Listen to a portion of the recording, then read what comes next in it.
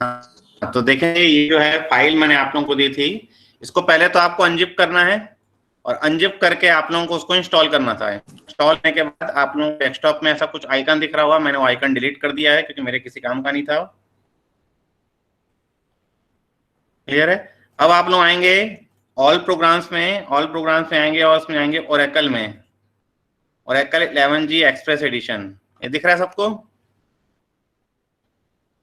Yes screen sir. Share कर रहा हूँ मैं, उसमें ओरेकल एक्सप्रेस स्टार्ट मेनू में दिख रहा है, उसमें एक कमांड लाइन मिल रहा होगा, रन एसक्यूएल कमांड लाइन, दिख रहा है सबको?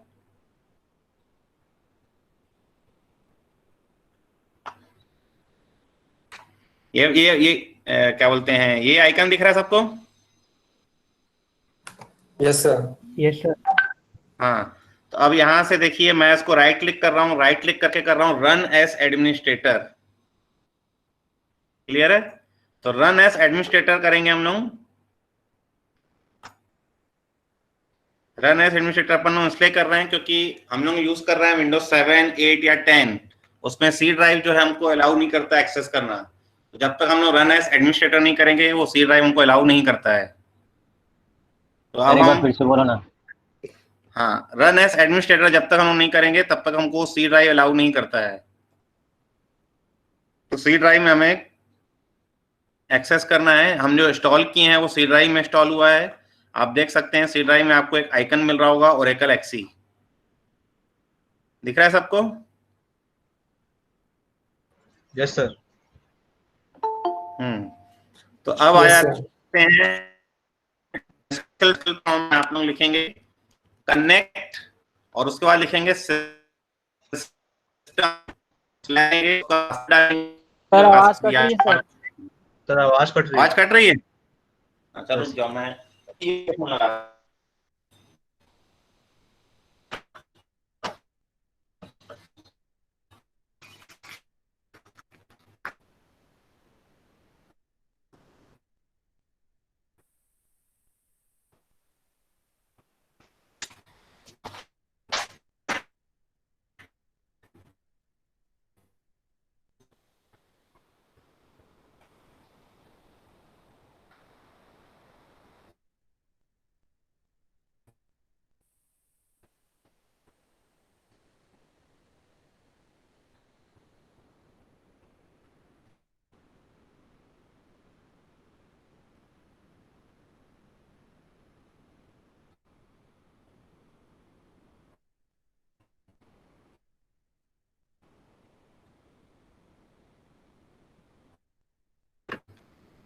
अब आ रही है आवाज? हाँ Yes, सर, sir. आ रही है सर, अब आ रही है, आ रही है सर। कनेक्ट के बाद लिखेंगे सिस्टम, सिस्टम के बाद स्लैश करके लिखेंगे BIT123। जैसे इसको करेंगे हम लोग, ये हमारा ओरेकल कनेक्टेड दिखा रहा है, देखिए। तो एक काम करते हैं, पहले मैं पूरा एक कमांड बता देता हूँ यहाँ पे, उसके बाद आप लोग एग्जीक्यूट कीजिएगा। ठीक है, आप फाइल करते जाएंगे, आप जैसा आप बोलेंगे वैसा करते चलेंगे कि मैं कर लूँ? तो करते चलते हैं। करते चलते हाँ हैं, सर, ठीक है। आप कर, यस सर। कनेक्ट कीजिए, हाँ चलिए कनेक्ट कीजिए फिर से लोग।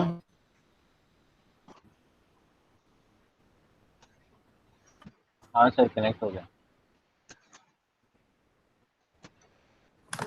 सर आपका स्क्रीन लैग में आ रहा है शायद तक। मेरा स्क्रीन क्या हो रहा है? लैग आ रहा है शायद तक मेरे ख्याल से। क्या बोल रहा हूँ, फ्रीज हो गया है, फ्रीज हो गया सर। फ्रीज हो गया है? अब देखो, हाँ सर, हिला रहा हूँ मैं, देखो उसमें। हाँ नहीं तो मैं एक Yes, sir, बार चल मैं रहा है। स्टॉप शेयरिंग करता हूँ, उसके बाद फिर से शेयर करता हूँ।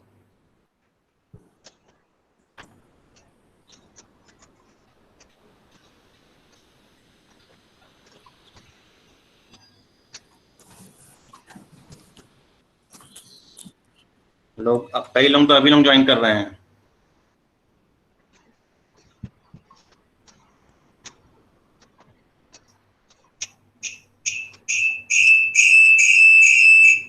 दो सिस्टम लगाने से फिर इको होता है। चलिए मैं फिर से शेयर कर रहा हूं, देखिएगा।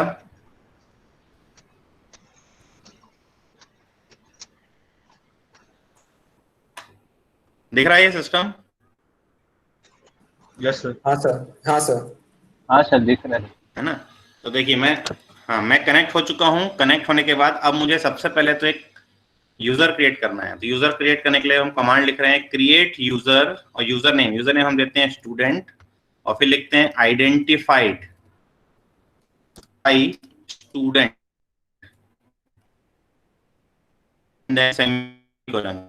so command is create username identified by password.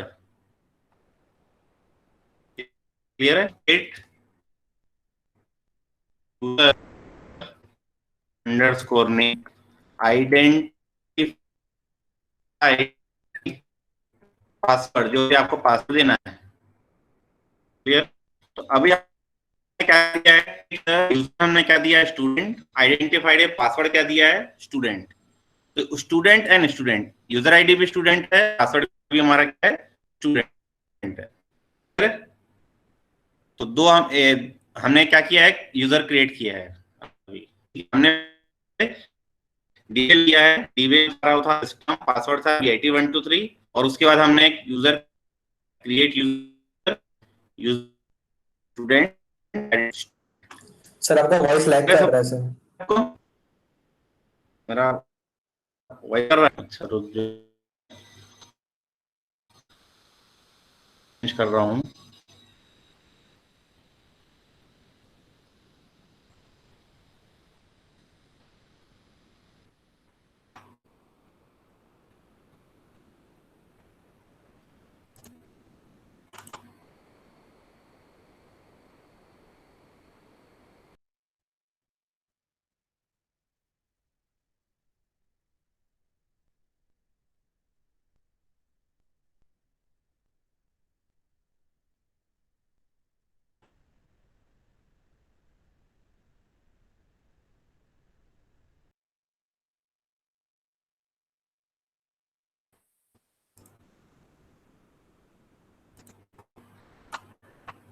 अब आ रहा है आवाज? Yes sir. हाँ सर अब आ रहा है, ये सर अब आ रहा है। अब आ रहा है ना? हाँ चलो, तो मोबाइल, हाँ तो हमने एक यूजर क्रिएट किया है, यूजर नेम दिया है हमने स्टूडेंट, और पासवर्ड भी हमने दिया है स्टूडेंट। ठीक है, तो यहाँ पे हमने लिखा है स्टूडेंट, और पासवर्ड में हमने क्या लिखा है स्टूडेंट।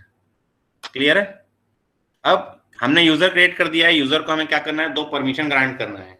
तो हम पहले लिख रहे हैं ग्रांट कनेक्ट, और दूसरा हमें देना है वो है resource, grant connect comma resource to student. ठीक है, जो डीबी लॉगिन था, डीबी लॉगिन कौन सा था हमारा, वो था हमारा सिस्टम, और उसका पासवर्ड था IT123। उसमें पहले क्या किया, एक यूजर क्रिएट किया, यूजर क्रिएट करने के बाद हमने क्या किया, ग्रांट किया। क्या क्या ग्रांट किया, कनेक्ट और रिसोर्स। तो कनेक्ट और रिसोर्स दो सिस्टम प्रिविलेजेस हैं। सिस्टम प्रिविलेजेस की नीड यूजर में इसलिए पड़ रही है, कनेक्ट की ताकि वो कनेक्शन स्टेब्लिश कर सके, और रिसोर्स की ताकि वो खुद का डेटाबेस क्रिएट कर सके। क्लियर है? तो अभी हम यहाँ पे डेटाबेस भी क्रिएट करेंगे। तो कनेक्शन एस्टेब्लिशमेंट के लिए, और रिसोर्स डेटाबेस क्रिएट करने के लिए। क्लियर है? अभी मैं चेक कर रहा हूँ शो यूजर, तो ये आपको दिखा रहा है यूजर का नेम वो है सिस्टम। क्लियर है? अब मुझे क्या करना है, मुझे स्विच ओवर करना है, मुझे जाना है स्टूडेंट और स्टूडेंट में। क्लियर है?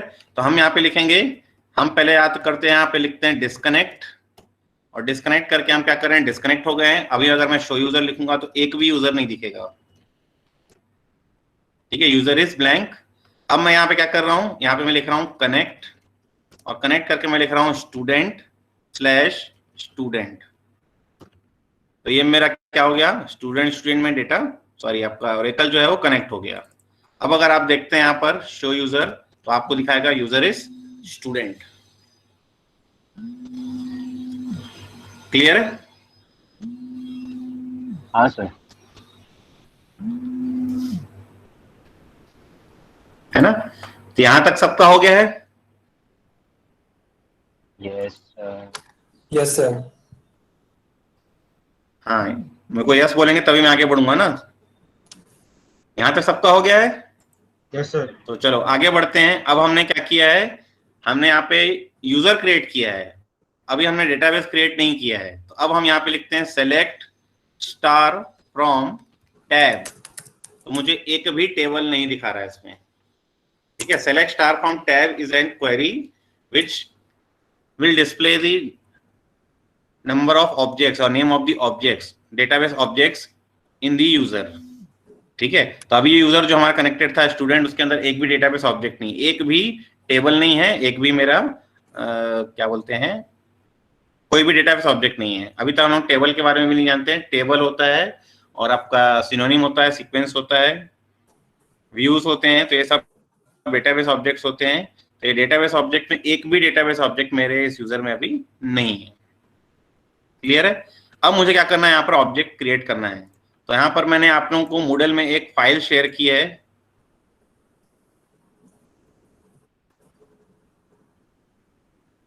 आप लोग देख रहे होंगे मूडल में एक डीबीएमएस लैब 1 करके एक फाइल शेयर की है और एक स्क्रिप्ट शेयर की है, स्क्रिप्ट फॉर लैब 1। मूडल में कनेक्टेड है सब लोग? यस सर, यस सर, दिख रहा है।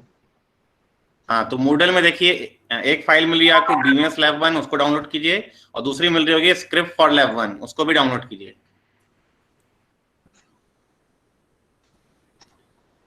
ठीक है, डीबीएमएस लैब 1 और स्क्रिप्ट फॉर लैब 1, ये दोनों फाइल आपको क्या करनी है, डाउनलोड करनी है। डाउनलोड करने के बाद आपको ये फाइल कुछ इस तरह दिखेगी। ये है लैब 1 जो आज हम लोग पढ़ने वाले हैं, और उसमें कुछ कुछ क्वेरीज हैं वो प्रैक्टिस करने वाले हैं हम लोग। ये टॉपिक्स हैं कुछ जो हम पढ़ेंगे आज, और ये कुछ क्वेरीज हैं जिन क्वेरी से मैंने सिर्फ क्वेरी लिखने के लिए ब्लैंक स्पेस छोड़ा हुआ है, आउटपुट पहले से दिया हुआ है। क्लियर है? तो आपको सिर्फ इसमें क्वेरी लिखनी है, प्रिंट आउट निकालना है, क्वेरी लिखनी है, स्कैन करना है और मूडल में अपलोड करना है। क्लियर है? ये तकरीबन 10 पेज की फाइल है ये। तो ये हो गया। दूसरा है ये सर अभी emp_disk। हाँ बोलिए बोलिए। सर अभी जिसके पास Any doubt? मूडल का अभी वेरिफिकेशन नहीं है वो कैसे करेगा? तो फिर मैं काम करता हूँ, ये दोनों फाइल मैं शेयर करता हूँ आपके गूगल ग्रुप में। क्लियर है? ये दोनों मैंने आपके गूगल ग्रुप में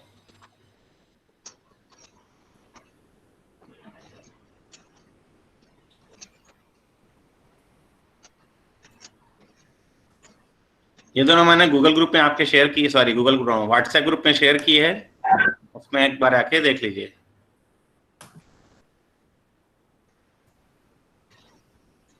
सर लैब 1 तो मिल गई सबको लैब फाइल? 1 तो हो गया, स्क्रिप्ट का क्या करना है? स्क्रिप्ट का क्या करना है वो बताना है वही मुझे। क्लियर है? यहां तक किसी को डाउट? कोई डाउट नहीं है? No sir. तो अब आ जाते हैं स्क्रिप्ट जो मैंने रखी है। मैंने कहाँ रखी है? मैंने रखी है डी ड्राइव में, डीबीएमएस के अंदर, लैब के अंदर, लैब 1। जो पाथ है मेरा, वो पाथ क्या है? मेरा जो पाथ है वो है डी ड्राइव के अंदर, डीबीएमएस के अंदर, लैब के अंदर। अब मेरी जो है वो है emp_dpt, मेरी क्या है, फाइल है। क्लियर है? अब इसको मुझे यहाँ पे एग्जीक्यूट करना है। कैसे लिखना है मुझे? यहाँ पर देखिए, मुझे लिखना है पहले @ और फिर पाथ लिखना है, D drive dbms lab emp_dpt। दिख रहा है सबको? ये मैंने लिखा है @ के बाद d drive :/dbms/lab/emp_dpt। आप लोगों के पास जो भी पाथ होगा आप वो पाथ यहाँ पे दे देंगे। मुझे मेन जो है वो इस स्क्रिप्ट का क्या है, फाइल नेम यहाँ पर शो करना है विथ पाथ emp_dpt। अगर इसको मैं ओपन करूं तो देखिए, अगर मैं इसको ओपन कर रहा हूं तो इसके अंदर कुछ कमांड्स हैं। इन कमांड्स को हम लोग क्या कर रहे हैं, एक साथ एग्जीक्यूट करने वाले हैं। क्लियर है? तो ये जैसे ही मैं यहाँ पर इसको एग्जीक्यूट कर रहा हूं, अब जैसे ही मैं इसको एग्जीक्यूट करता हूं तो देखिए ऑटोमेटिकली ये टेबल क्रिएट कर रहा है और टेबल के साथ उसकी रोज भी क्रिएट कर दे रहा है।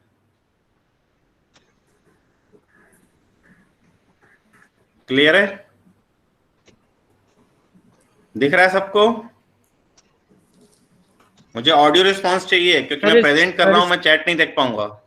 यस सर दिख रही है। मैं बोल रहा हूँ सर वो फाइल हाँ फाइल कोई दिक्कत नहीं है, हम स्पीड नहीं चलेंगे, आराम से क्या बोल रहे थे? फाइल सर हो गया? Yes sir.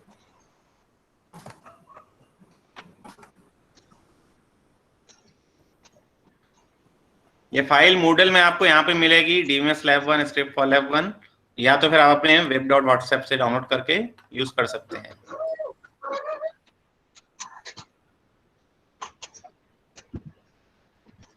क्लियर है? अब जैसे आप देखेंगे इसमें कितनी टेबल्स बन गई, तो हम लिखेंगे select star from tab, so it will display the names of the table, tab type and cluster ID करके कुछ दिखा रहा है आपको। तो टोटल 4 टेबल्स है हमारे पास, वो है bonus, DPT, EMP and sal grade. ठीक है, ये 4 टेबल हमें मिल रही हैं, जिसमें हमें सिर्फ 2 ही टेबल का काम है, वो है ईएमपी एंड डीपीटी। पूरा लैब हम लोग ईएमपी और डीपीटी टेबल में ही खेलेंगे। क्लियर है सबको? Yes sir. सर लास्ट वाला कोड लास्ट वाला कोड मैंने लास्ट में क्या एग्जीक्यूट किया है, मैंने लिखा है एसक्यूएल प्रॉम्प्ट में, मैंने लिखा है select star from tab, so it will display all the tables present in current schema, or you can say current user.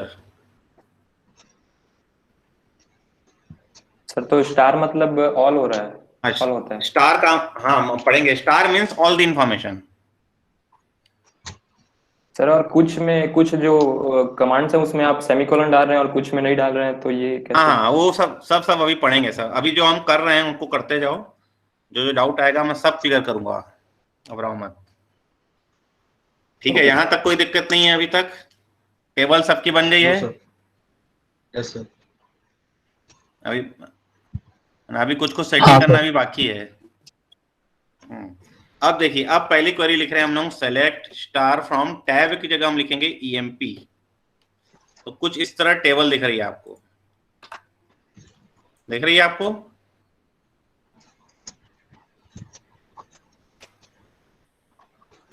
Yes sir. तो कुछ इस तरह टेबल सबको इसी तरह दिख रही है।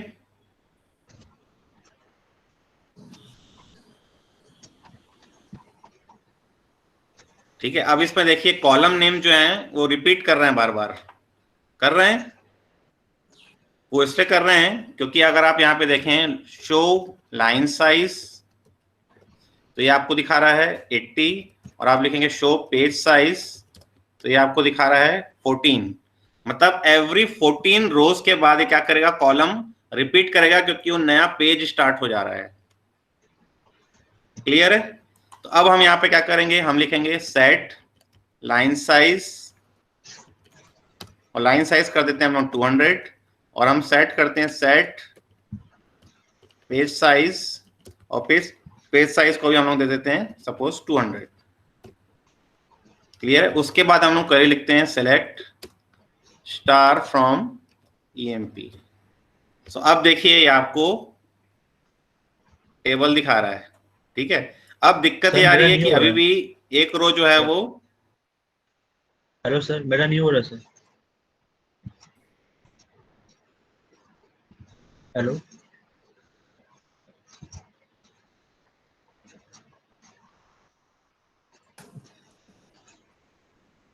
सर लैग कर गया है क्या?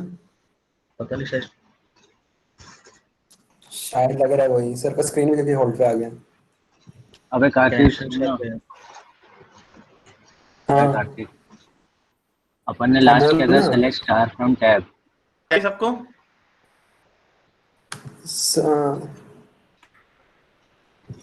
किसका नहीं हो रहा है? सर सेलेक्ट फ्रॉम ईएमपी करने, सेलेक्ट फॉर ईएमपी करने के बाद वो ऐसा आ रहा है, मतलब नेक्स्ट लाइन में जाके। हाँ तो तुमने नेक्स्ट सेमीकोलन टाइम नहीं दिया। जाके सेकंड करके ऐसे 2 करके हाँ सेलेक्ट। Semicolon, semicolon. आप आपका देखो क्या हो रहा है, मैं बता रहा हूँ। देखिए आपने लिखा सेलेक्ट, सेकंड लाइन में पहुंच गया आप करेंगे स्टार, थर्ड लाइन पहुंच गया आप लिखेंगे फ्रॉम, फोर्थ लाइन पहुंच गया आप लिखेंगे एमपी, फिफ्थ लाइन, जब तक आप सेमीकोलन नहीं देंगे query will not execute. Okay sir. Clear है? तो अभी भी प्रॉब्लम आ रही है हमारी, हमने लाइन साइज पेज साइज दोनों 200 कर दिया है, लेकिन अभी भी मेरी प्रॉब्लम परसिस्ट कर रही है, ये मेरी जो है इसमें आ रहा है। तो ये दिक्कत है इस विंडो का। तो यहाँ पर हम क्या करेंगे, इसकी प्रॉपर्टी में जाके इसकी जो लेआउट है इसको हम इंक्रीज कर देते हैं। अभी 80 एंड हाइट जो है इसका 300 है, तो हाइट को हम ये 80 एंड 300 नहीं, विंडो साइज जो है 80 एंड 57 है, इंक्रीज कर देते हैं, इसको कर देते हैं हम 150। तो ये देखिए 150 में यहाँ पहुंच जा रहा है। आप एक काम कीजिए, इसको 170 कर दीजिए। तो ये आपने अपनी स्क्रीन के हिसाब से करेंगे, क्योंकि स्क्रीन सबकी अलग अलग है। ये मेरी स्क्रीन इस तरह है तो मैंने ऐसे किया। अब ये करने के बाद मुझे देखिए, अब ये मेरी स्क्रीन फुल दिखा रही है, दिख रहा है सबका सेलेक्ट और आउटपुट? ईएमपी के बाद के कमांड मिल सकते हैं क्या? एक बार रिपीट करेंगे सर कमांड। सेलेक्ट, हाँ सेलेक्ट स्टार फ्रॉम ईएमपी, ये दिख रहा है आप सबको? सर स्क्रीन फ्रीज हो गई शायद। सर स्क्रीन फ्रीज हो गई। स्क्रीन फ्रीज हो गया? Yes sir. रुक जाओ,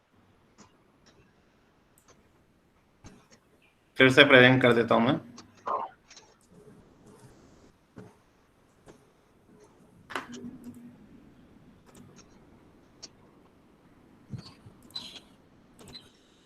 दिख रही है स्क्रीन? Yes sir. हाँ तो देखिए मैंने क्या लिखा है, मैंने लिखा है सेलेक्ट स्टार फ्रॉम ईएमपी और उसका सेमीकोलन दिया है। Yes sir. क्लियर है? सर उसके बाद वाली कमांड? उसके बाद हम लिख रहे हैं select star from DPT. So EMP stands for employee data, DPT stands for department data.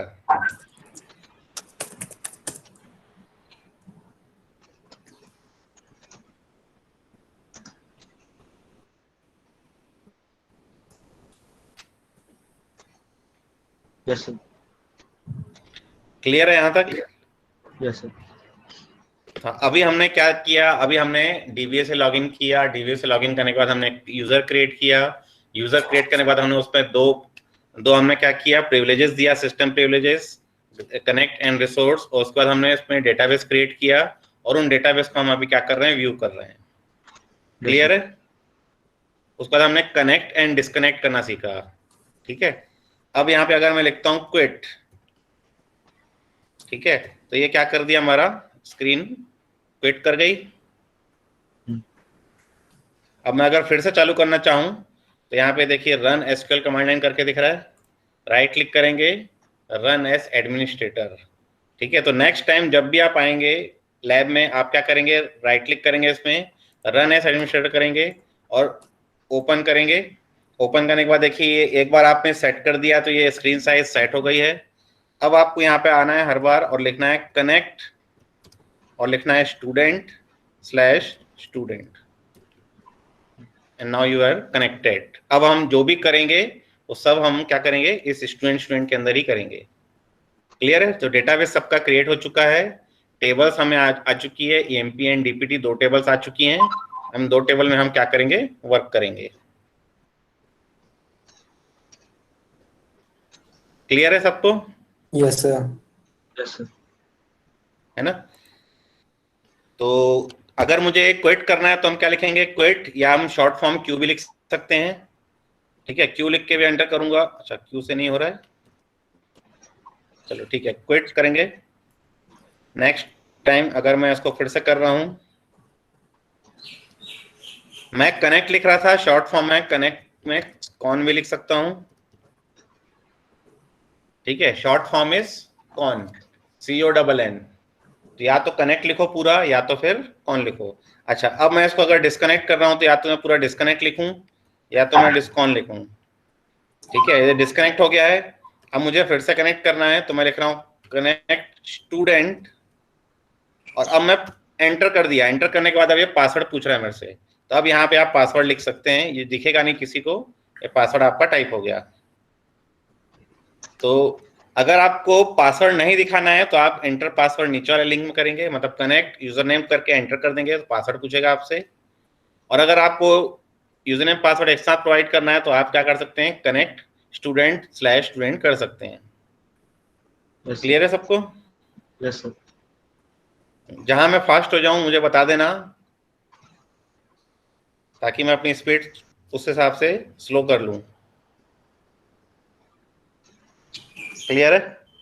अब मैं आप लोगों को एक नोट्स बनाना सिखाता हूं, ताकि आप जितना भी चीज करेंगे वो एक फाइल में से हो जाएगा। क्लियर है? तो यहाँ तक आ गए हैं सब लोग, यहाँ पे आप आ चुके हैं, आप शो यूजर कर रहे हैं तो आप कनेक्ट हो चुके हैं, आपके पास टेबल्स हैं। आप यहाँ पे लिखिए सबसे पहले तो स्पूल ऑफ। क्लियर है? सबसे पहले आपने लिखा है स्पूल ऑन, उसके बाद आप लिख रहे हैं स्पूल, और स्पूल करके आप डी ड्राइव में आप लिख रहे हैं lab1.docx या doc डाल दीजिए। ठीक है, तो स्पूल डी ड्राइव में lab1.doc, या फिर आप यहाँ पे लिख सकते हैं dbms lab1.doc। तो इससे क्या होगा, एक फाइल क्रिएट हो चुकी है वहां पर, उस फाइल को अभी ओपन नहीं करना है। अब यहाँ पर आप जितना कचरा करेंगे, आपने लिखा सेलेक्ट स्टार फ्रॉम emp, आपने लिखा सेलेक्ट स्टार फ्रॉम dpt, आपने लिखा सेलेक्ट ename फ्रॉम emp, जितना आपने किया उसके बाद आप लिख रहे हैं यहाँ पर स्पूल ऑफ। जैसे ही आपने स्पूल ऑफ किया, it will create a file inside the D drive, और डी ड्राइव में हम चल के देखते हैं। तो डी ड्राइव में आपको देखिए फाइल दिख रही है, दिख रही है सबको फाइल?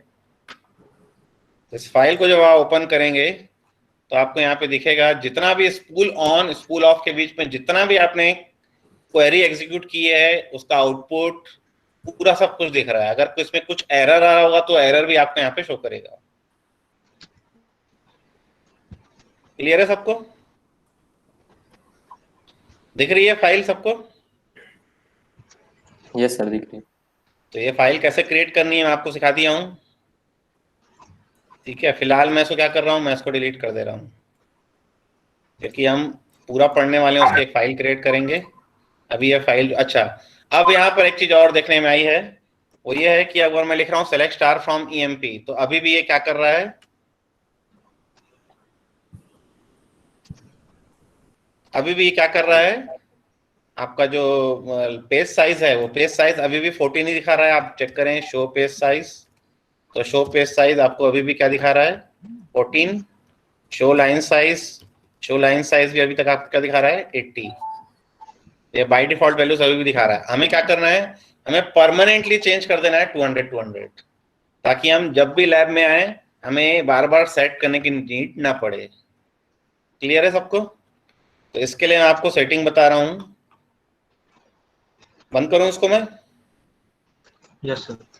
बंद करने के बाद अब आप आ जाइए कमांड प्रॉम्प्ट में, तो आप लिख रहे हैं cmd।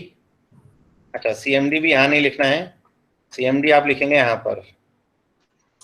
क्लियर है? यहाँ पे इसको करेंगे रन एज एडमिनिस्ट्रेटर। तो रन एज एडमिनिस्ट्रेटर करके आप क्या करें, कमांड प्रॉम्प्ट आपने क्या कर लिया है, ओपन कर लिया है। ओपन करने के बाद आप सबसे पहले आ जाइए सी ड्राइव में। क्लियर है? सी ड्राइव में आने के बाद अब आप क्या कीजिए, cd कीजिए ओरेकल एक्सी। ठीक है, उसके बाद आप कीजिए, अगर आप dir करते हैं आपको मिल रही है एक app फाइल, तो आप लिखिए cd app। फिर कर रहे हैं तो आपको मिल रहा है ओरेकल, तो आप लिखें cd Oracle. Next one is cd product, next one is cd 11.2.0, next one is cd server, next one is, हाँ ये पूरा पाथ मैं आपको बता दूंगा, cd SQL plus, then cd admin, और इसके अंदर आपको जो है ये फाइल मिल रही है। तो ये पाथ जो है, ये पाथ मैं आप लोगों को यहाँ पर दिखा देता हूँ।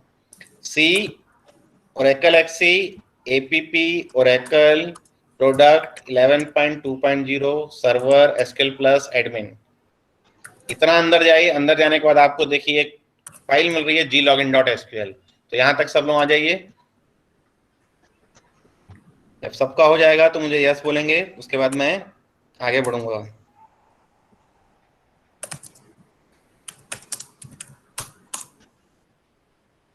सब सुन पा रहे हैं मेरी बात?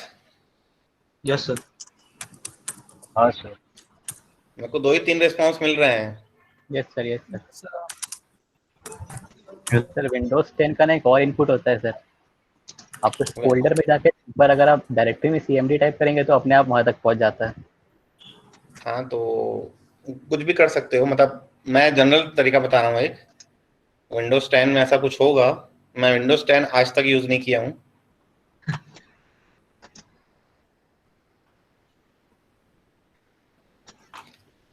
तो यहां तक आने के बाद आप लिखेंगे नोटपैड और लिखेंगे glogin.sql।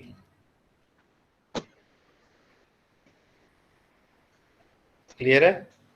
तो यहाँ ये पाथ आपने नोट कर लिया होगा। तो ये पाथ नोट करके इसमें आप लिखेंगे नोटपैड glogin.sql, और करने के बाद आपको एक फाइल ओपन होगी जिसका नाम होगा glogin।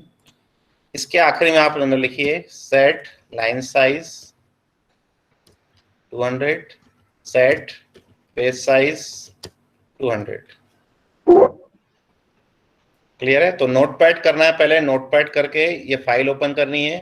फाइल के आखिरी में आपको लिखना है set line size 200, set page size 200। तो एक्चुअली में ये glogin.sql फाइल क्या है, जब भी आप कनेक्शन एस्टेब्लिश करते हैं तो ये फाइल ऑटोमेटिकली आपकी क्या होती है, एग्जीक्यूट होती है।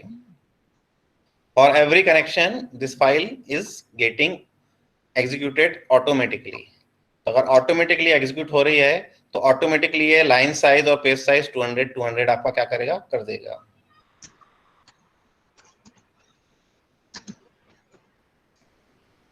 क्लियर है? सेव करूं इसको मैं?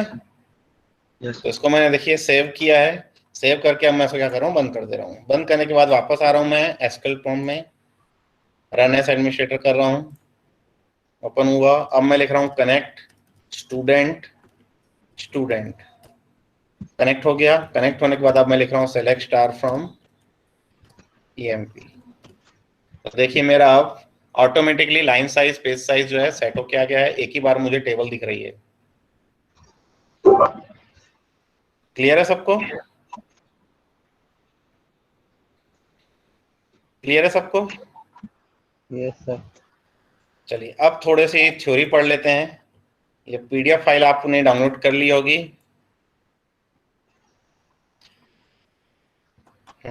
तो पहला टॉपिक जो है वो है ओरेकल वर्जन्स। तो मैंने आपको देखिए ओरेकल जो मैंने आपको सेटअप दिया है वो सेटअप है एक्सप्रेस एडिशन। क्लियर है? एक्सप्रेस एडिशन, इसका जो साइज है फाइल साइज ये तकरीबन 273 MB आपको शायद मैंने दिया है। तो ये 250 टू 300 MB तक रहता है एक्सप्रेस एडिशन। चाहे आप 11G, आप 12G या 13C कुछ भी इंस्टॉल कीजिए, आपका जो ओरेकल रहेगा वो एक्सप्रेस एडिशन में जो है वो आपका क्या रहेगा, 250 से 300 MB के बीच में फाइल साइज रहेगी। बाकी दूसरा जो वर्जन आता है वो आता है, एक आता है एंटरप्राइज एडिशन, एक आता है आपका पर्सनल एडिशन। तो एंटरप्राइज एडिशन अगर आप डालेंगे तो करीबन 2.5 GB का सेटअप है। तो उसमें क्या करता है, जो डेटाबेस हम क्रिएट कर रहे हैं उसमें डेटाबेस पहले से क्रिएट करके देता है, वो आपको सर्वर बनाने के काम आएगा। अगर सर्वर आप जैसे अपने कॉलेज में जो सर्वर इंस्टॉल्ड है, ठीक है, तो वहां पे सर्वर मशीन में जो है वो सर्वर वाला डाला गया है, और जो क्लाइंट मशीन है हर सब में क्लाइंट डाला गया है। तो क्लाइंट में हमें डेटाबेस क्रिएट करने की जरूरत नहीं है, सर्वर में डेटाबेस क्रिएट करने की जरूरत है। तो हम वहां पे क्या करते थे, क्लाइंट सर्वर आर्किटेक्चर यूज करते थे। अब हम घर में कर रहे हैं तो हमारा लैपटॉप ही क्लाइंट है, हमारा लैपटॉप ही क्या है, सर्वर है। इसलिए हमें क्या किया, हमने यहाँ पर अपने लैपटॉप में हमने क्या किया, डेटाबेस क्रिएट किया अपने यूजर में, EMP, DPT और कुछ टेबल्स हमने खुद से क्रिएट की। क्लियर है? तो Yes, हम एक्सप्रेस एडिशन यूज कर रहे हैं ताकि हम क्या कर रहे हैं, सिर्फ पढ़ सके। ठीक है? बाकी इंटरप्राइज एडिशन आप डालेंगे तो बहुत ज्यादा हैवी हो जाएगा, इसलिए उसको मैं रेफर नहीं करता कि आप उसको इंस्टॉल कीजिए।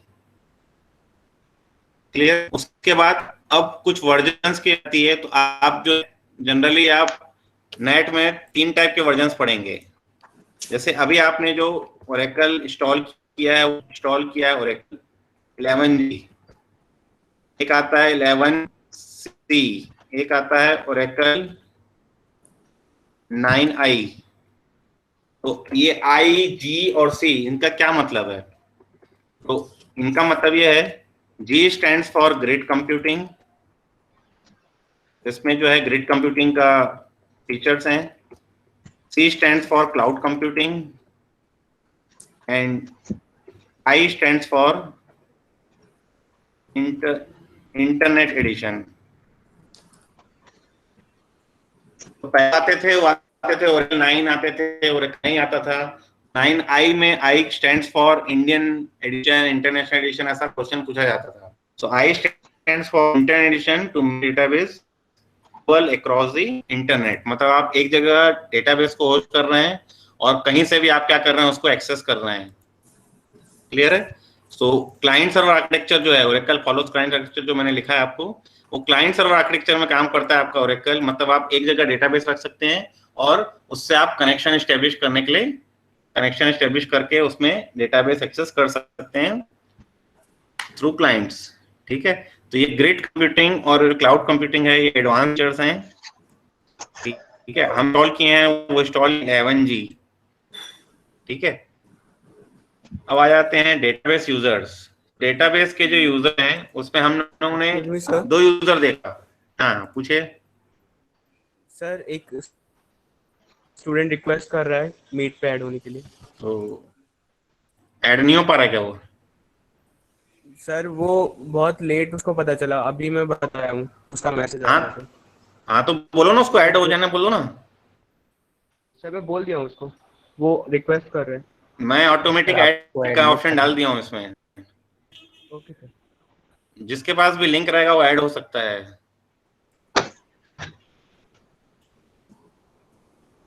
क्लियर है सबको? आदित्य पूछ रहा है क्या? Aditya is requesting to add. हाँ तो देखिए, मैं असल में जब मैं प्रेजेंट कर रहा होता हूँ तो मुझे स्क्रीन नहीं दिखती, तो उस समय तो जो भी आपको अगर कोई ऐसा चैट मैसेज मिले जिसमें कुछ लगे कि कुछ डाउट वगैरह है, तो आप मुझे वॉइस से बता देंगे। क्लियर है? Okay sir. वापस आ जाते हैं, ये दिख रही स्क्रीन वापस। तो अब ये ओरेकल के जो यूजर्स हैं, ओरेकल में 3 टाइप के यूजर्स हम जनरली पढ़ते हैं। एक होता है सिस यूजर, एक होता है सिस्टम यूजर, एक होता है नॉर्मल यूजर। ठीक है, तो हमने जो पासवर्ड डाला था और इंस्टॉल कर समय हमने पासवर्ड डाला था BIT23। तो BIT password for sys and system. तो सिस्टम जो है हमारा डेटा एडमिनिस्ट्रेटर। सर आवाज कट रही है। चला रहा है। सर आवाज कट रही है थोड़ा। तो ये बता देना मेरे को। हाँ तो जो सिस्टम यूजिंग, ठीक है, उस पासवर्ड जो है वो पासवर्ड हमने सेट किया हुआ है। सो सर अभी भी हो रहा है। System it is an system is an DBA। उस पासवर्ड इज जो हमने दिया है, पासवर्ड इज BIT123। क्लियर है? और एक नॉर्मल हमने यूजर क्रिएट किया है जिसको हम सोफिस्ट,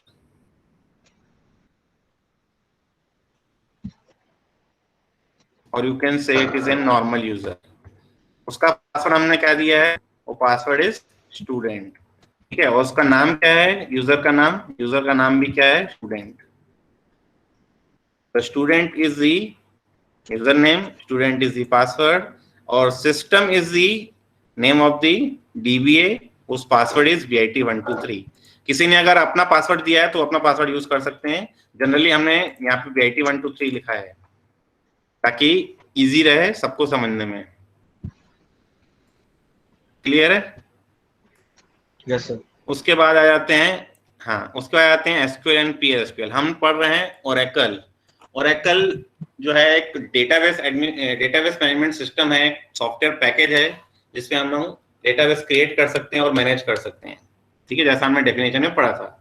अब ओरेकल जो है वो दो लैंग्वेजेस में वर्क करता है, एक होता है एसक्यूएल और एक होता है PL/SQL, where SQL stands for structured query language.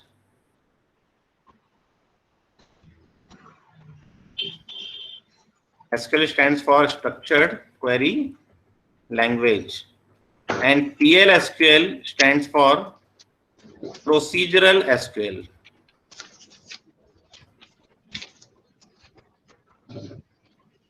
Clear है? सो हमारे पास दो लैंग्वेजेस हैं, एक है SQL और एक है PL/SQL। तो हम स्टार्टिंग के जो 7 लैब्स हैं उसमें हम लोग SQL पढ़ेंगे, आखिरी के जो 3 लैब्स हैं 8, 9 एंड 10 उसमें हम पढ़ेंगे प्रोसीजरल SQL। ठीक है, तो SQL इज नॉन प्रोसीजरल, जैसा हमने देखा कि PL/SQL is procedural, so SQL is non procedural.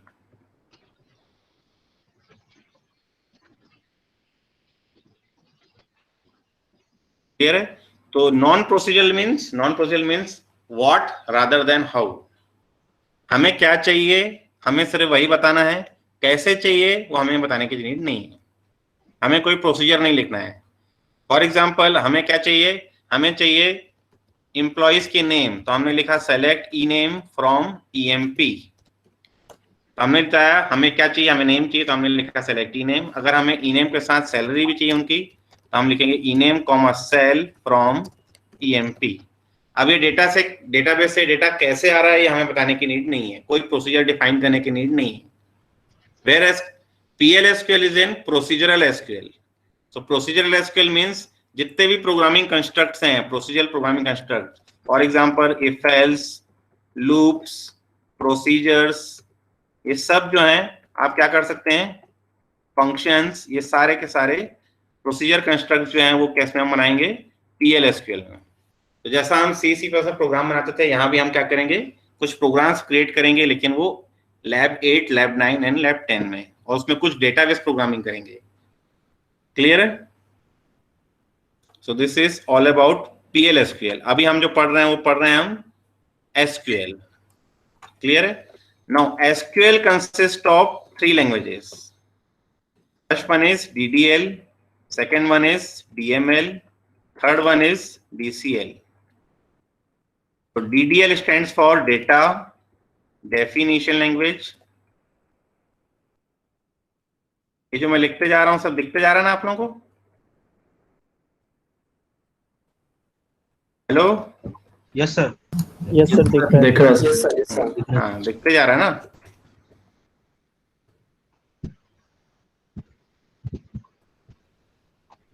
And third one is DCL, which stands for data control language. Clear है? So first one is DDL, which stands for data definition language, which is used to define the data present in the database. मतलब मैं क्या data store कर रहा हूं वो मुझे क्या करना है इसमें बताना है। So generally इसमें हम क्या बताते हैं, स्ट्रक्चर ऑफ द डेटाबेस।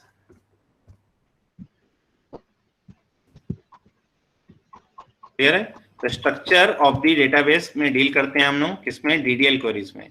अब इन DDL क्वेरीज में पहली क्वेरी होती है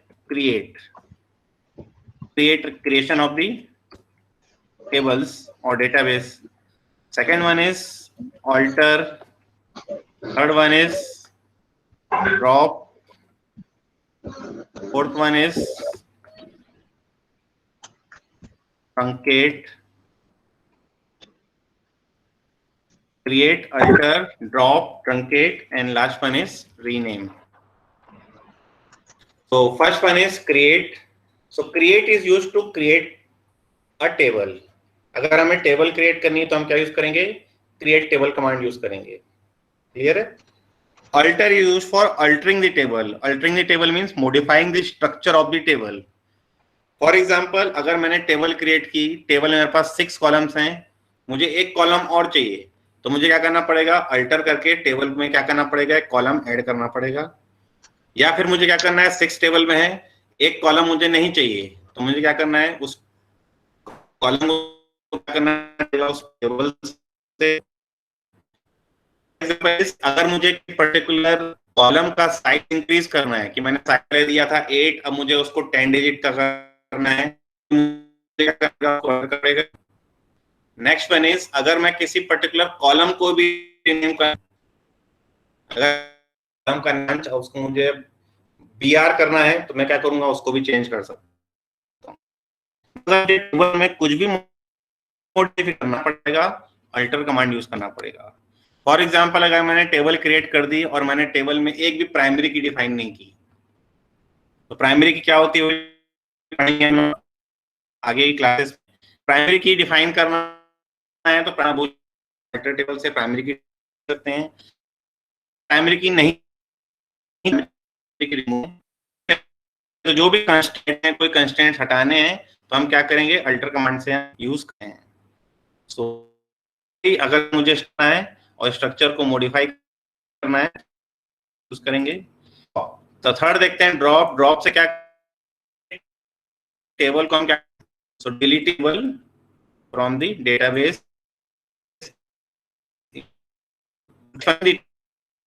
delete all data from the test truncate.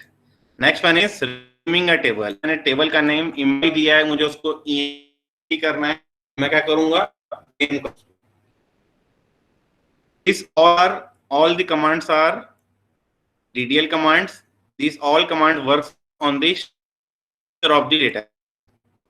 Second वाले आते हैं data manipulation language. So it works on data, जो भी डेटा आपका प्रेजेंट है इसमें, उन डेटा में क्या करता है, ये कमांड्स हमारे वर्क करते हैं। So the commands under DML statements are select, insert,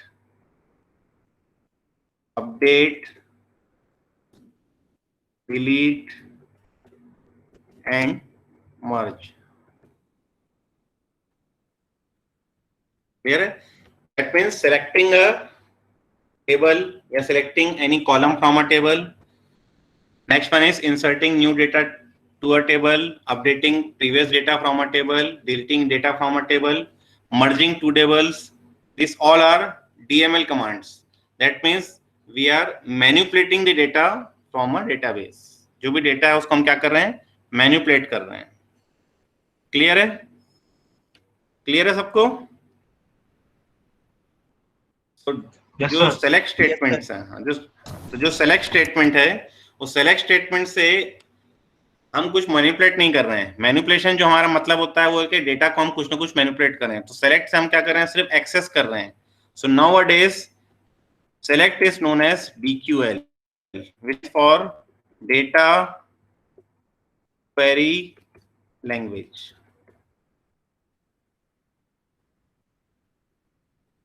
Clear?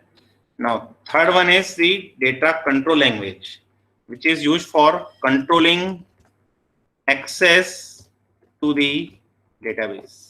मतलब कौन मेरा डेटाबेस एक्सेस कर सकता है, किसको मैं अलाउ कर रहा हूँ, किसको मैं अलाउ नहीं कर रहा हूँ, मुझे कंट्रोल करना है। तो मेरे पास DCL कमांड्स हैं। दो कमांड होते हैं, एक होता है ग्रांट और एक होता है रिवोक। ठीक है, granting access privileges to the user and revoking access privileges from the user. अगर मुझे किसी पर्टिकुलर अपने टेबल को किसी दूसरे टेबल को शेयर करना है, किसी दूसरे यूजर को देना है, एक्सेस कर सकें, तो हमें क्या करना पड़ेगा, उसको ग्रांट करना पड़ेगा कि ग्रांट कर रहा हूं मैं, आप किस टाइप का प्रिविलेज चाहिए आप उसमें सेलेक्ट कर सकते हैं, कि उसमें इंसर्ट कर सकते हैं, कि उसमें डिलीट कर सकते हैं। जो भी उसमें हम क्या करेंगे, वो एक्सेस प्रिविलेज उसको हम दे सकते हैं। जैसे उसको एक्सेस प्रिविलेज मिलेंगे तभी वो उस पर्टिकुलर ऑब्जेक्ट में, उस पर्टिकुलर प्लस अगर मैं चाहता हूं कि आप उससे मुझे प्रिविलेज वापस लेने हैं, या वो क्या पड़ेगा। क्लियर है? इसके अलावा भी एक लैंग्वेज होती है which is known as TCL, which stands for Transaction Control Language, which is used for controlling access to the transactions. Commands under TCL are commit, rollback and save point. तो generally TCL commands works on the DML commands. तो DML की एक category है ये। अगर आपसे interview में पूछेगा कि SQL consist of how many parts, तो आपको 3 ही बताने हैं, DDL, DML and DCL। Clear है? तो DDL, DML एंड DCL। अब अभी हम जो लैब पढ़ रहे हैं 1 to 7, उसमें हम लोगों को सिर्फ और सिर्फ जो पढ़ना है वो पढ़ना है डेटा क्वेरी लैंग्वेज। पूरे इंडस्ट्री में 90% काम जो चलता है वो चलता है डेटा क्वेरी लैंग्वेज में। आपको डेटा किसी डेटाबेस से फेच करके ही लाना है। हर प्रोजेक्ट में आपको डेटाबेस एक ही बार बनाना है। रोज उसमें डल सकती हैं, वो रोज डेटा जनरेशन का एक फॉर्म रहता है, उससे आप इंसर्ट करा सकते हैं। लेकिन हर बार जब भी आप उस पर्टिकुलर प्रोजेक्ट को या उस पर्टिकुलर सॉफ्टवेयर को आप एक्सेस कर रहे हैं, तो आप डेटा ही एक्सेस कर रहे हैं। तो डेटा एक्सेस करने के लिए आपको ज्यादा सीखना जरूरी है। इंसर्ट, डिलीट, अपडेट तो छोटा छोटा कमांड है, जल्दी जल्दी सीख पाएंगे। लेकिन जो डेटा क्वेरी लैंग्वेज है, वो डेटा क्वेरी लैंग्वेज जो है वो आपका ज्यादा काम आएगा। तो ये हमें पूरे 7 लैब तक सीखने हैं कि कैसे, मतलब स्टार्टिंग के 5 लैब तक तो सीखने ही है। 6वें लैब में हम लोग क्रिएशन और अल्ट्रेशन और ये सब, इंसर्ट, डिलीट, अपडेट, ये हम लोग 6th लैब में सीखेंगे। 7th लैब में हम लोग ग्रांट रिवोक देखेंगे और उसके कुछ जो डेटाबेस और ऑब्जेक्ट्स हैं, जैसे व्यूज हैं, सिनोनिम है, सीक्वेंसेस हैं, ये सब हम लोग जो है लैब 7 में हम लोग देखेंगे। क्लियर है? तो ये एसक्यूएल का जो इंट्रोडक्शन मैंने दिया है, सबको समझ में आ रहा है? Yes sir. प्रैक्टिकल में आए अब। तो यहाँ तक हम लोग पहुंच चुके हैं। 5th तक हो चुका है हमारा। 6th हम लोग स्टार्ट कर रहे हैं सेलेक्ट स्टेटमेंट। क्लियर है? अब यहाँ से मैं नोट्स बनाना स्टार्ट कर रहा हूँ। मैं एक स्पूल फाइल बना रहा हूँ। क्लियर है? तो अच्छा, यहाँ पर एक चीज और देख लेंगे। यहाँ मैंने कुछ किया है, मुझे स्क्रीन को क्लियर करना है। तो स्क्रीन क्लियर करने के लिए आप लिखेंगे क्लियर स्क्रीन। क्लियर है? अब इसमें एक चीज और पढ़नी थी थ्योरी में थोड़ा सा। 2 टाइप के कमांड्स हमारे पास, एक है एसक्यूएल और एक है एसक्यूएल स्टार प्लस। क्लियर है? 2 टाइप के कमांड्स हमारे पास, SQL commands and SQL star plus commands. Difference दोनों में यह है कि SQL commands are terminated by semicolon और एसक्यूएल स्टार प्लस के लिए कोई टर्मिनेशन नहीं है, ब्लैंक है। क्लियर है? तो जितने भी एसक्यूएल क्वेरीज लिख रहे हैं हम लोग, select, delete, update, insert, create, जितने भी क्वेरीज हमने लिखी हैं, सबके आखिरी में हमने लगाया है सेमीकोलन। जब तक मैं सेमीकोलन नहीं डालूंगा मेरी क्वेरी कंप्लीट नहीं होगी। और दूसरा कमांड है हमारे पास, वो है SQL star plus. SQL star plus में कमांड में हमने क्या क्या पढ़ा? हमने पढ़ा कनेक्ट, डिस्कनेक्ट, उसके बाद अभी हमने देखा एक विच इज क्लियर स्क्रीन, एक हमने देखा शो लाइन साइज, एक हमने देखा शो पेज साइज, एक हमने देखा set line size 200, set page size 200। तो ये सारे जो हैं, ये सारे के सारे जो हैं वो एसक्यूएल स्टार प्लस कमांड्स हैं। इसमें आप सेमीकोलन दें तो भी ठीक है, नहीं दें तो भी ठीक है। क्लियर है? लेकिन अगर आप जब भी एसक्यूएल क्वेरीज लिख रहे हैं तो एसक्यूएल क्वेरी में आपको सेमीकोलन इज मस्ट। जब तक आप सेमीकोलन नहीं देंगे वो क्या करेगा? नेक्स्ट लाइन जाते जाएगा। क्लियर है सबको? क्लियर है सबको? आगे बढ़े। Yes sir. Yes sir. यहां तक किसी कोई डाउट? चलिए, तो अब मैं यहाँ पे क्या कर रहा हूँ? स्पूल कर रहा हूँ। Spool D drive dbms lab1.doc। अब यहाँ पे मैं जितना भी पढ़ाऊंगा सब एक फाइल में क्रिएट हो जाएगा। वो फाइल भी आपको मैं शेयर कर दूंगा। सर, हाँ सर स्पूल ऑन करने पे एरर आ रहा है। हाँ, तो आपने स्पूल ऑन मत करो, डायरेक्टली आप लिखो स्पूल डी ड्राइव, जैसे मैंने लिखा है। मैंने भी स्पूल ऑन नहीं किया है। यस सर, हो गया सर। हो गया ना? Yes sir. चलिए अब स्टार्ट करते हैं। पहली क्वेरी है select star from EMP। So select star means all the information from which table name? EMP table name. So select star from EMP table name, तो सारी की सारी इंफॉर्मेशन मेरी क्या हो गई, दिख रही है। तो it will display all the 8 columns and 14 rows. तो column names are employee number, employee name, job titles, managers ID, hire date that means joining date of the employee, salary, commission, department number. Clear है? तो ये 8 columns हैं, 1 2 3 4 5 6 7 8 और 14 रोज है हमारे पास, मतलब 14 employees का रिकॉर्ड है और उसके 8 पर्टिकुलर डिस्क्रिप्शंस हैं हमारे पास, उनके नेम्स हैं, उनके जॉब टाइटल्स हैं। क्लियर है? अगर मुझे कोई स्पेसिफिक डिटेल चाहिए तो मैं क्या लिखूंगा, सेलेक्ट, फॉर एग्जांपल मुझे सिर्फ और सिर्फ नेम चाहिए तो मैं लिख रहा हूं select E name from EMP. तो ये सिर्फ और सिर्फ मेरे को क्या दिखा रहा है, एम्प्लॉय के नेम्स। अगर मुझे साथ ही साथ एम्प्लॉय नेम के साथ साथ मुझे उनके सैलरीज भी चाहिए तो मैं लिख रहा हूं comma E name comma salary from EMP. तो अब ये क्या कर रहा है, एम्प्लॉय का नेम भी दिखा रहा है, उनकी सैलरी भी दिखा रहा है। क्लियर है? अगर मैं यहां पे लिखूं select E name, sorry select EMP number comma E name comma job comma MGR comma hire date comma salary comma commission comma DPT number from EMP, तब भी ये पूरा रिकॉर्ड दिखा रहा है। और मैं लिख रहा हूँ सेलेक्ट स्टार फ्रॉम ईएमपी, तब भी ये उतना ही दिखा रहा है। तो आप क्या कर सकते हैं, पूरे कॉलम नेम्स भी डिफाइन कर सकते हैं, या तो आप लिखें star, star means all the column names, all the information, all the information means all the, जितनी इंफॉर्मेशन उस एक एम्प्लॉय की रखी है सारी इंफॉर्मेशन में क्या करनी है, उसमें डिस्प्ले करनी है। क्लियर है? तो अब यहाँ पे अगर मैं लिख रहा हूँ सेलेक्ट स्टार फ्रॉम ईएमपी, तो ये क्या कर रहा है, सारे के सारे डिपार्टमेंट की डिटेल्स निकाल के दे रहा है। अब मुझे चाहिए सिर्फ और सिर्फ डिपार्टमेंट नंबर 10 की इंफॉर्मेशन चाहिए, तो मैं लिख रहा हूँ select star from EMP where department number equals to 10। तो ये क्या कर रहा है, और उन्हीं रोज को सेलेक्ट कर रहा है जिनका डिपार्टमेंट नंबर, यहाँ पे जो डिपार्टमेंट नंबर्स हैं 10, 20 एंड 30 हैं, तो उन डिपार्टमेंट नंबर्स में जिनका वैल्यू 10 है उन्हीं के रोज को क्या कर रहा है, वो डिस्प्ले कर रहा है। क्लियर है? अब अगर मुझे इसी क्वेरी में चेंजेस करने हैं, ठीक है, चेंजेस करना है, चेंजेस करना है 20, तो मैं क्या कर रहा हूं, उसको ऊपर कर रहा हूं, ऊपर करके इसमें चेंजेस कर दे रहा हूं 20। तो ये हो गया हमारा डिपार्टमेंट नंबर 20 की रो दिखा रहा है। दूसरा तरीका है कि मैं यहाँ पे लिखूं ईडी, ईडी करते ही आपको क्या कर रहा है, एक बफर ओपन करके दे रहा है। देखिए ये बफर ओपन हो रहा है, बफर का जो नेम है वो क्या है, AFIEDT.BUF,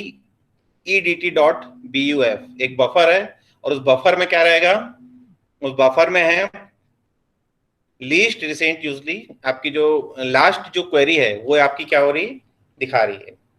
जो सबसे आखिरी में क्वेरी आपने एग्जीक्यूट की है उस क्वेरी को यहाँ पे क्या कर रहा है, उसने डिस्प्ले किया है। अब मैं यहाँ पे इसको चेंज कर रहा हूँ 30।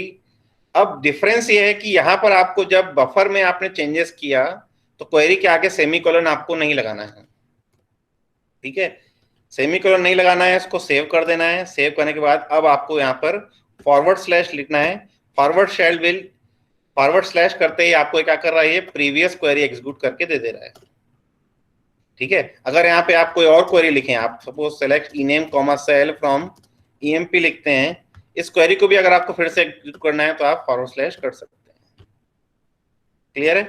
तो आप ईडी करके आपकी जो क्वेरी है उसको आप मॉडिफाई कर सकते हैं। आप चाहें तो इसमें ईएमपी नंबर भी ऐड कर लीजिए। सर कांट क्रिएट दिखा रहा है, सेव फाइल कांट क्रिएट दिखा रहा है। हाँ Yes. तो आप एक काम कीजिए, एसक्यूएल को बंद कीजिए, क्विट कीजिए और फिर से एसक्यूएल ओपन कीजिए और उसको कीजिए रन एज एडमिनिस्ट्रेटर। आपने रन एज एडमिनिस्ट्रेटर नहीं किया है।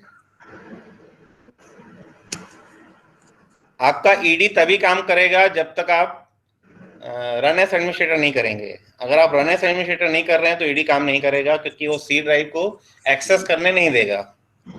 अगर आपको सी ड्राइव को एक्सेस करना है तो आपको रन एज एडमिनिस्ट्रेटर मोड में ही जाना पड़ेगा। सर एक चीज पूछना था कि अगर मैं डेटाबेस को दूसरे ड्राइव में डाल के रखूं तो मतलब सी ड्राइव में अगर रख रहा हूँ वो एक्सेस का समझ में आ रहा है, पर अगर मैं जो भी डेटाबेस बना रहा हूँ मैं डी या ई ड्राइव में बना रहा हूँ तो फिर उसका सी ड्राइव का क्या मतलब सिग्निफिकेंस क्या है? सिक्योरिटी पर्पस के लिए क्या सी ड्राइव का एक्सेस करना पड़ता है? हाँ तो ये विंडोज का विंडोज की प्रॉपर्टी है जो सिक्योरिटी पर्पस से सी ड्राइव एक्सेस करने नहीं देता आपको। सर अगर नहीं सर आपको मैं ये एक्सेस बोल रहा हूं, जैसे करना है तो नहीं सर जैसे मैं डेटाबेस अगर डेटाबेस मैंने ई या मतलब डी या फिर एफ जो भी है दूसरे ड्राइव में मारा डाला तो समझ में मतलब मान लो मैं सी हाँ में रखा हूँ तो समझ में आ रहा है कि मेरा डेटाबेस वही है। पर अगर मेरे को हाँ क्या बोलते हैं डी या दूसरे ड्राइव में डाल रहा हूँ तो उसका एक्सेस की जरूरत क्या है? वो तो वैसे ओपन है सिक्योरिटी पॉइंट ऑफ व्यू पे। हाँ तो आपका जो डेटा है ना वो बेस पर है कि मैंने ओरेकल है, इस ओरेकल एक्सी में आपका डेटा किसी फाइल में है, वो फाइल हमें पता नहीं कौन सी फाइल में स्टोर्ड है। ठीक है, अब आप चाहते हैं कि ओरेक्सी जो है ओरेक्सी में इंस्टॉल है, आप एक कर सकते हैं उसको डी में इंस्टॉल कर दीजिए। ओके सर क्लियर है? में इंस्टॉल कर लीजिए, इंस्टॉल करके फिर आप वीडियो के देखिए आपको शायद चलेगा। मैंने किया नहीं है चले क्योंकि ये सी के कारण ही नहीं करता है। सी ड्राइव जो है आपकी वो प्राइमरी ड्राइव है आपकी जिसमें ओरेकल जिसमें विंडोज इंस्टॉल है, तो विंडोज का एक्सेस तभी देगा एडमिनिस्ट्रेटर। सर जैसे अभी तो हम लोग विंडोज यूज कर रहे हैं पर जैसे प्रोडक्ट डेवलपमेंट या कंपनी के पॉइंट ऑफ व्यू पे जो लोग मैक्सिमम लोग यूज करते हैं वो लिनक्स डिस्ट्रीब्यूशन यूज करते हैं, तो उसके इसमें सिक्योरिटी मतलब क्योंकि उस टाइम रूट जैसे सी ड्राइव में हम लोग यहाँ पे यूज कर रहे थे वहां पे क्या रूट फाइल या काम मतलब वहाँ पे सिक्योरिटी हैम्पर नहीं करेगा लिनक्स डिस्ट्रीब्यूशन में यूज करेंगे तो? हाँ तो फिर देखो आपका दो टाइप की सिक्योरिटी है। एक तो जो मैंने आपको कहा था कि सिक्योरिटी से डेटा सिक्योरिटी यहाँ पे डेटा है एसक्यूएल के थ्रू ही एक्सेस कर सकते हैं। यहाँ जो ये जो फाइल है आपकी इसके अंदर आपको पता ही नहीं क्यों क्या है यहाँ पर अंदर किसी फाइल में वो फाइल हमें पता नहीं है। क्लियर है? आपको यहाँ पर एसक्यूएल फॉर्म में आना पड़ेगा, यहीं से ही आप एक्सेस कर सकते हैं, कोई तरीका नहीं है। ओके सर आपको कॉल करना है, आपको वहां एसक्यूएल फॉर्म मिलेगा, वहीं से आप एक्सेस कर सकते हैं, कोई दूसरा तरीका ही नहीं है एक्सेस। क्लियर है? तो ओरेकल यहाँ पे थोड़ी सी सिक्योरिटी देता है कि जब तक ओरेकल यूजर ऑथराइज नहीं है उसको एक्सेस करने नहीं देगा, और यूजर के लिए वो एक्सेस कर सकते हो। ओके सर बिना यूजर के किसी भी फाइल नहीं कर सकते। जैसे टेक्स्ट फाइल जो है वो तो एक्सेस कर सकते हो आप, यहाँ पर आपको पता नहीं है कि वो फाइल कौन से फाइल में स्टोर्ड है, आपको पता ही नहीं यहाँ पर। क्लियर? Yes sir. हाँ तो ईडी यहाँ गए थे अपन, तो हमने यहाँ पे वेयर क्लॉज देखा। वेयर क्लॉज में हमने लिखा select star means all the information from EMP where हमने लिखा DPT number that is equal to 10। Clear है?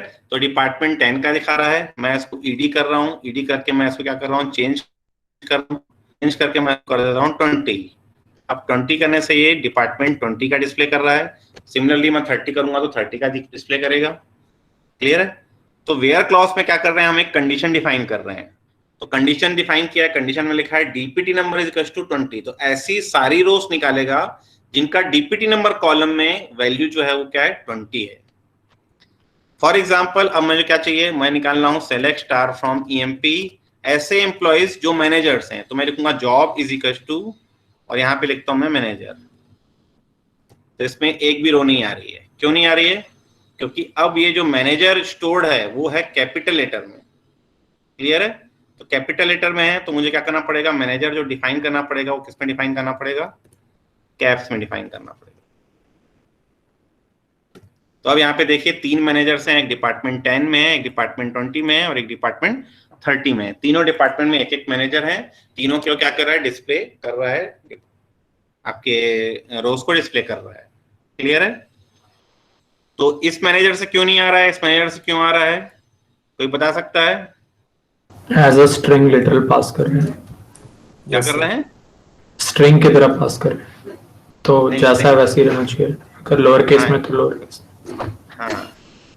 हाँ तो इसमें आप लोग अपनी कॉपी में एक बड़े बड़े अक्षरों में नोट लिखेंगे SQL queries are not case sensitive. यहां मैं लिख देता हूं एक बड़े बड़े अक्षरों में note. SQL queries are not case sensitive, but the data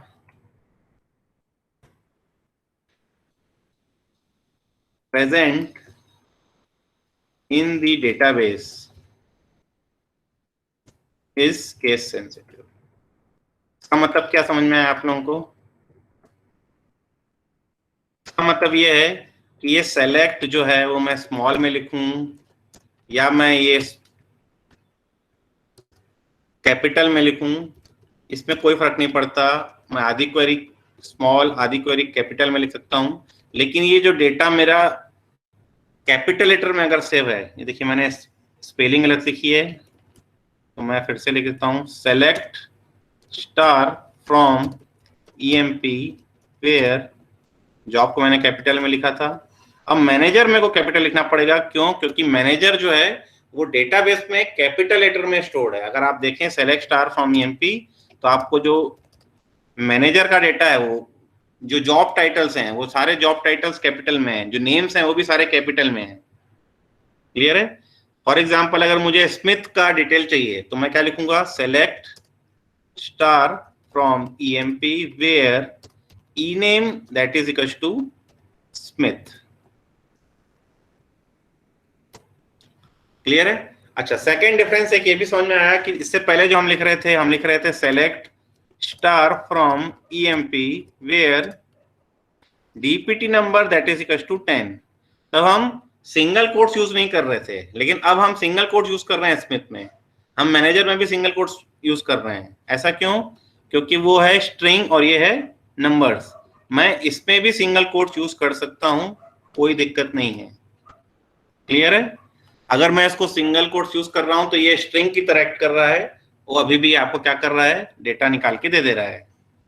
clear है? लेकिन अगर आपको कोई स्ट्रिंग सर्च करनी है आपके डेटाबेस से, तो आपको you have to use single quotes. Clear है? क्लियर है सबको? Sir single quotes, double quotes नहीं हो काम कर. नहीं, डबल कोट्स का मीनिंग अलग है. डबल कोट्स भी आगे हम लोग पढ़ेंगे. अभी हमें सिंगल कोट्स ही यूज करना है. डबल कोट्स में आप डालोगे तो एरर आएगा. आप अगर आप करना चाहते हैं तो मैं आपको यहाँ करके दिखा देता हूँ. डबल कोट्स में यहाँ पे एरर आएगा. Invalid identifier. It will generate an error. Clear है? चलिए, तो अब आ जाते हैं हम लोग लिख रहे थे select star from EMP where DPT number that is equal to 10. तो डिपार्टमेंट 10 में 3 एम्प्लॉय हैं. तीनों एम्प्लॉय का क्या कर रहा है? वो डेटा डिस्प्ले कर रहा है. अब मुझे एक और सर्च क्राइटेरिया और इंक्रीज करना है कि जिसका डिपार्टमेंट नंबर 10 हो और जो मैनेजर भी हो. क्लियर है? मतलब एक क्राइटेरिया और इंक्रीज कर दिया हमने, इंक्रीज की उसके जॉब टाइटल मैनेजर भी ना. तो हम यहाँ लिखेंगे and job is equal to manager. अब यहाँ पे हमें सेमीकोलन यूज नहीं करना है. ये आ गया हमारा मैनेजर. तो वेयर क्लॉज है, हमारे पास 3 क्लॉसेस हैं. वेयर क्लॉज के अंदर हम डाल सकते हैं पहला तो एंड, सेकंड हम डाल सकते हैं और थर्ड हम डाल सकते हैं नॉट. क्लियर है? वेयर एंड एंड और बोथ आर बाइनरी.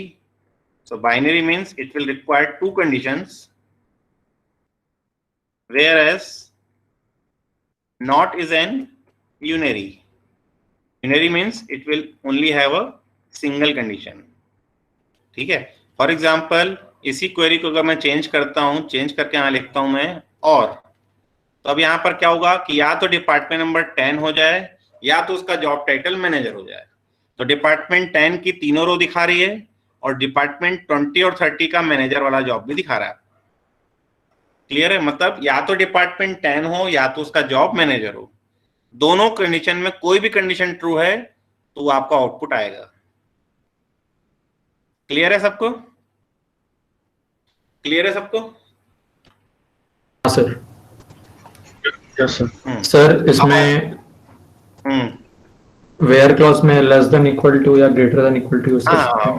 वही पढ़ रहे थे अपन अभी। अब रिलेशनल ऑपरेटर्स पढ़ने हमने, तो पहला आ जाता है इक्वल टू चेस्ट करने के लिए equality, this is equal to. अब यहाँ पर हमें इक्वल टू यूज नहीं करना है जैसा हम सी में यूज कर रहे थे, क्लियर है? This is not allowed, clear है?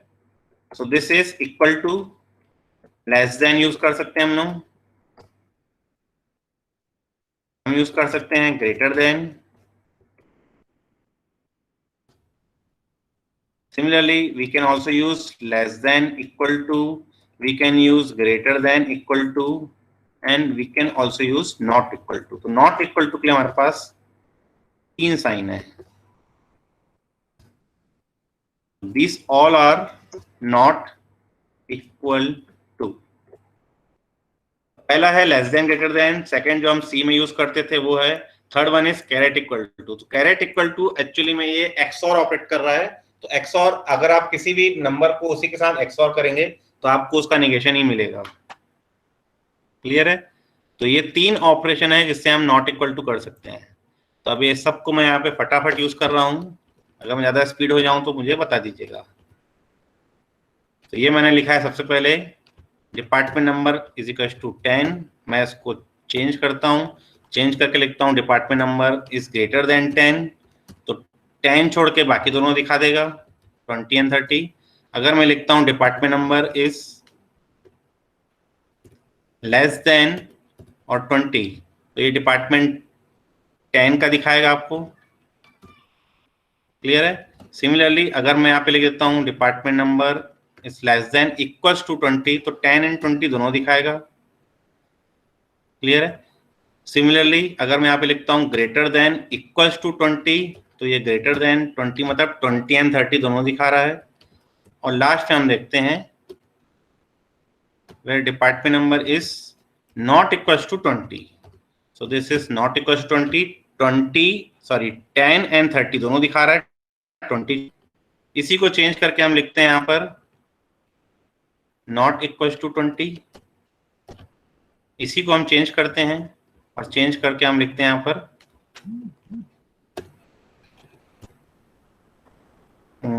कैरेट इक्वल्स टू 20, और this is also not equals to 20। तो तीनों तरीके से देखिए आउटपुट एग्जैक्टली सेम आ रहा है, क्लियर है? एक और तरीका है जिससे आउटपुट सेम आएगा, which is use of logical operator. यहां मैं लिख रहा हूं where not DPT number equals to 20, तो ये क्या कर रहा है, डीपीटी नंबर इक्वल्स टू 20 को निगेट कर दे रहा है। निगेट करने से क्या आ रहा है, 10 एंड 30 ही आ रहा है।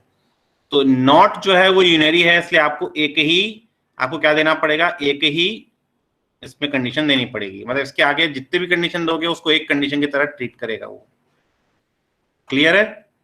So this is all about relational operators and logical operators.